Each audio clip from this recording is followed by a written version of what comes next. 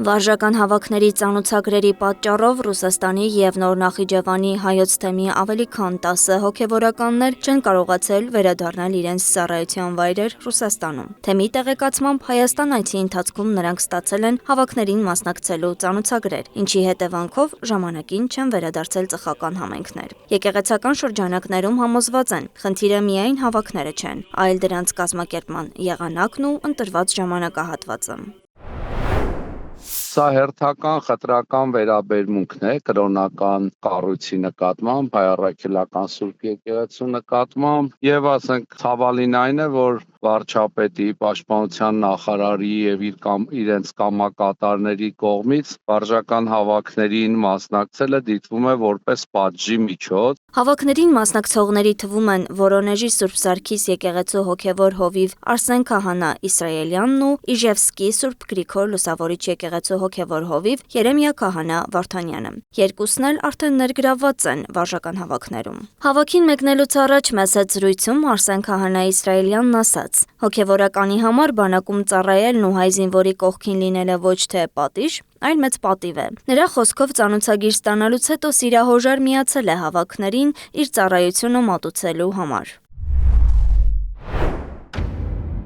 Բանակի, եկեղեցու եւ հայրենիքի բարձրագույն արժեք լինելը ամենօրյա մեր քարոզչության թեման է, եւ ահա այսօր Աստծո կամոք հնարավորություն է ընձեռնվել ֆիզիկապես ներկա գտնվելու հայոց բանակում եւ իրականացնելու վերոնշյալ քարոզչությունը։ Հայրենիքը միայն բառերով չեն սիրում, այլ ամենօրյա քրտնաջան աշխատանքով, որը պետք է յուրաքանչյուր հայ իբրև քաղցր պարտականություն իրականացնի։ Թեմում նշում են, ստեղծված իրավիճակը խաթարել է մի շարք ծխերի բնականոն գործունեությունը, սակայն ընդգծում են, հոգևորականները պատրաստ են կատարել իրենց պարտքը հայրենիքի հանդեպ։ Միևնույն ժամանակ Արագածոտնի թեմի ներկայացուցիչ Տեր Վրդանես Քահանա Բաղալյանը համոզված է, խնդիրը ոչ թե բուն ծանոթագրերն են, այլ դրանց տրամադրման սկզբունքն ու խտրականությունը։ Մարդկանցից նույնիսկ ճշտել են ում է աջակցում եւ նորեն տվել այդ վարժական հավաքի մասնակցելու բանը։ Օրինակ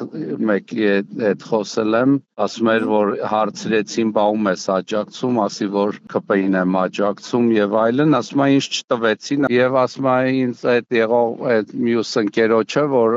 մեր ձևովին էր աջակցում, նրան տվեցին, այսինքն նաեւ քաղաքացիների նկատմամբ է խտրական մոտեցում եղել։ Չեմ ասում Ռուսաստանի թեմի այդ Նոր Նախիջևանի թեմի քահանաների նկատմամբ։ Տեղի ունեցածը ըստ նրա վկայում է, թե որքան անլուրջ է իշխանության վերաբերմունքը նման կարևոր հարցերի նկատմամբ եւ օրինակ բերում ոչ վաղ անցյալում իր հետ տեղի ունեցած դեպքը։ Այնքան անլուրջ է, որ պատկերացրեք դեկտեմբերի 18-ին Մայրաթոր գրոհի ժամանակ ես այդ որ քացիներով հարբած ամբողը հարվածում էր դռներին հայոյում էր ինֆարկտ էի ստացել ես ինֆարկտով հիվանդանոցում պարկած մեր տուն ծանոցում էին բերել վարժական հավաքների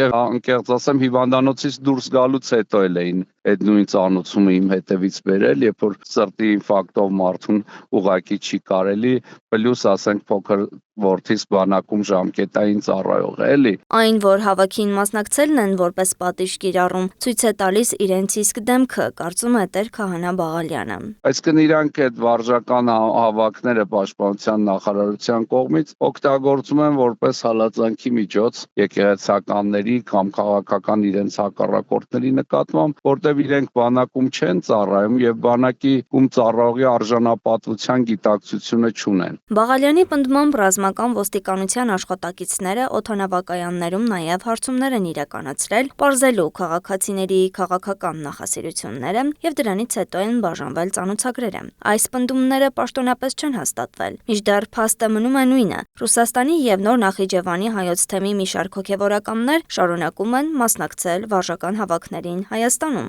մինչ նրանց սպասող հավատացյալները Ռուսաստանում ժամանակավորապես զրկված են իրենց հոգևոր սպասավորներից։